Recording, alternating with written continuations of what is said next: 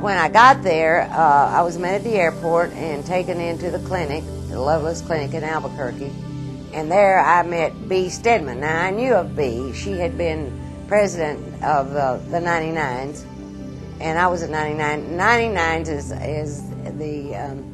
was started by Amelia Earhart when there were 99 women pilots, and it's the group that all professional women pilots belong to. And we were a very close-knit group in the 50s and 60s because there weren't a lot of us.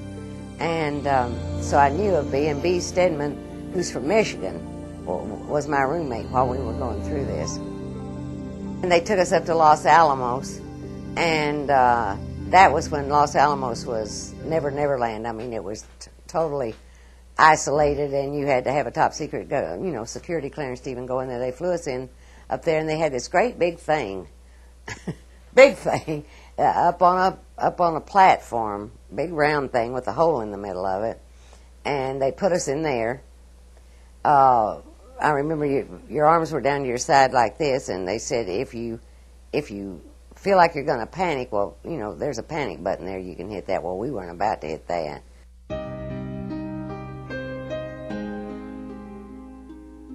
They had something that they put in your elbow. It felt like a great big nail that they hammered in there, and for one of the tests, and it started to fall out on Bea, and Bea said she grabbed it and said, "I'll hold it here. Don't put it back in there," And I'm not going to say, "Ouch," and none of us did either. And Dr. Kilgore said that one thing, the difference between the women and the men was the women didn't complain as much, and we just didn't. If you were determined to pass this and be an astronaut, you didn't let out a yip. They froze our middle ear. They irrigated our ears with freezing water until we went into Vertigo, and then after you would go, everything would be going round and round to see how long it took us to recover from Vertigo. And then when you came out of it, I told them, they said, "Now let us know when the world quit spinning." And I said, "Okay, it has." And they said, "No, it hadn't." And I said, "How do you know that?" And he said, "Because your eyes are still going round and around." I said, "Well, not very fast." So when he gets through, this was in the right ear, he goes over with this freezing water and starts irrigating my left ear. And I said, "Oh, you're not going to do the other side, are you?" And he said, "Well, we don't want to leave you wound up." So we put it in the other side. We got all dressed and packed to leave, and Dr. Lovelace told both of us he wanted us to stop by the office before we left. And when we walked in, he said, "You both passed with flying colors. You're in great shape." He said, "I want you to go home and get your affairs in order because you will be going to Pensacola for jet time." You see, at that time, women were not allowed to get anywhere near a jet. The only way you could get jet time is either be in the Air Force, and women weren't allowed in the Air Force, or you could be an airline pilot, and women weren't allowed to fly on the airlines. We're talking about discrimination of the highest level against women pilots.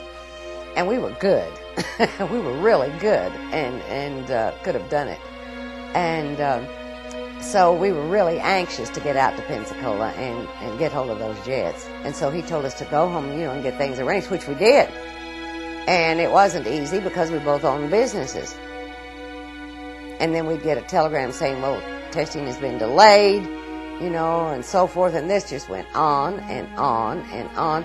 And I was getting pretty disgusted because we weren't, see, the guys were on the government payroll. They were in the Air Force or the Army. We weren't. We were making our own way, and we weren't getting paid for the time we were out there. And two of the girls lost their jobs just to go. They got it together, and we had our tickets. We had our reservations. My mother came down from Amarillo to stay with the children, and we were all packed, ready to head out for Pensacola the next morning. That night, we get a telegram from Lovelace saying, "Sorry, the Women in Space program has been canceled. You won't be going to Pensacola." No reason, no explanation, no thank you, no No, maybe it will be picked up later. No, we appreciate all the time you've given us. You know, just nothing. Just go home and forget it. And that was it. And it was canceled. You know, it really hit the fan after it was canceled, because two of the girls started yelling about it publicly, and then Janie and Jerry did, and it hit, you know, it hit Life magazine, and Claire Booth Luce just absolutely gave a scathing account of it to everybody that read, and everybody read Life magazine then, and she just really put the men down. They asked for and got finally a congressional hearing. And NASA lined up John Glenn, Scott Carpenter. They'd both just flown in space. They were national heroes. And Jackie Cochran, who was just miffed as the devil because she had wanted to run this like she did the WASP, and she was too damn old. And besides that, Jackie had to be the first at everything. The first woman to cross the Atlantic, the first woman to, you know, fly faster than the speed of sound, the fact that her husband owned the factory and she had access to the plane, and nobody else did, but that was never mentioned. But Jackie had to be the first, and when she found out she wasn't going to be the first woman in space, she didn't want any other woman to be in space either, so she testified against us. The one that really put the quietus on it was Lyndon Johnson. And that really disappointed me because he had been a real good friend of Mother's, and at a fundraiser I was at with Mother, I went up to him after that was over, and I told him, I said, you know, sir, I was really disappointed that you didn't help us out with NASA. And he was ever the politician, and he smiled and laughed, and, you know, and he said, oh, well, young lady, he says, you know your daddy didn't want you to do that. And he said, you girls could have swooned. And I thought, what an old-fashioned guy you are. And I said, sir, I think your daughters will bear me out. Women haven't swooned since they took off those damn corsets. And he just died laughing, of course, and walked off. I was so mad. It was final for me. They had their chance at this old rose. They weren't going to get another one.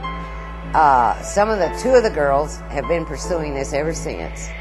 Jerri and Wally Funk, and she, you know, there's a race going now with people to build their own rocket and launch, and then return, and then with 7 days relaunch. And Wally's hooked up with one of those. Jerri, we've been petitioning NASA ever since they sent John up. We said to them, okay, if you are really serious about aging, then you must send Jerri Cobb. She wants to go. She's still flying. She's in good shape, and you've got all the information on her that you did on John.